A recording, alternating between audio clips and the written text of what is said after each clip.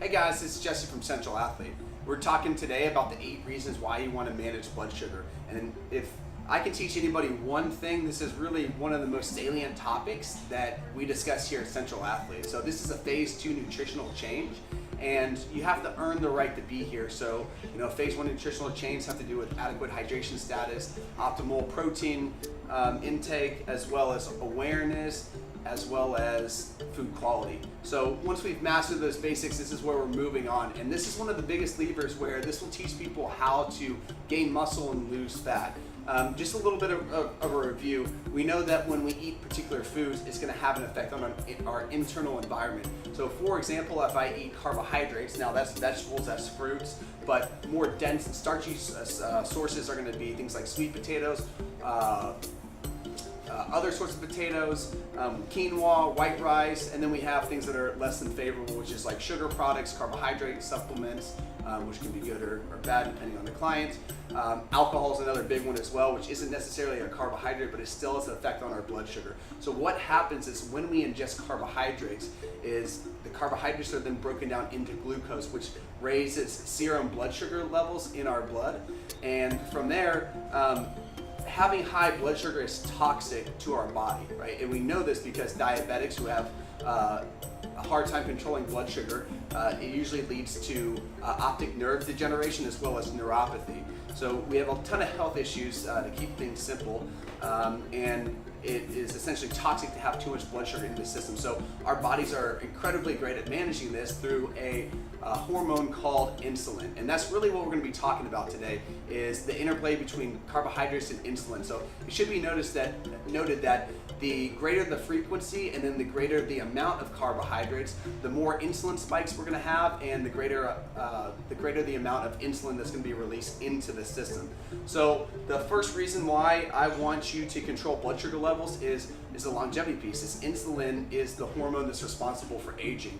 More carbohydrates in the system, more of an insulin response, thus more aging, just to keep things simple.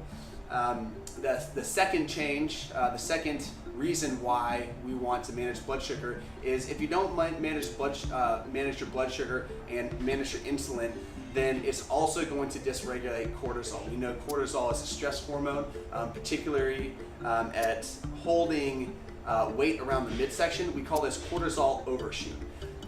The third reason why we want to manage blood sugar is because the more insulin you have, the less testosterone you have. So the more carbohydrates you're eating, we kind of joke and say it's kind of like you're castrating yourself for males. The fourth reason why we want to manage blood sugar is because it down-regulates your thyroid production. So you're eating more carbohydrates, you have a greater insulin response, it's actually going to ramp down your metabolism through the mechanism of the thyroid.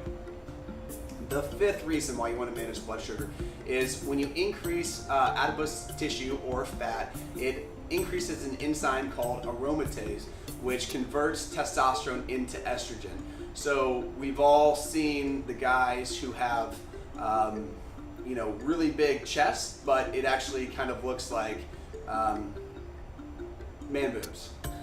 Don't have man boobs, not good. Reason number 6 is it is much, much harder to lose fat when you're insulin resistant. So now we've been eating carbohydrates for so long that the insulin that brings down the blood sugar is becoming less and less effective. And the fatter you are, the more likely it is that you're insulin resistant. So that's another reason. Number 7 is when insulin is high, it is harder to build muscle mass. And the calories that you're ingesting are more likely to be converted to fat than they are into muscle. So the fatter you are, we have this kind of shitty relationship where predominantly it's going to be stored as adipose tissue. And the 8th reason is that all causes of mortality will increase by 50% if you are fat. So we want you to control your blood sugars effectively. So one of the biggest things that I have people do at this stage in their fitness journey is I have them log their food and just note when they've been spiking their insulin outside of what we call the anabolic window. That's, give or take, it's about 3 hours after you do resistance training or possibly some conditioning as well. So outside of that, if you're drinking alcohol, if you're eating a bunch of rolls, if you're eating cereal, those are the sorts of things that are going to dysregulate your blood sugar, and it's going to cause this insulin spike. and it's going to essentially signal to your body to grow. So I hope you found this informative.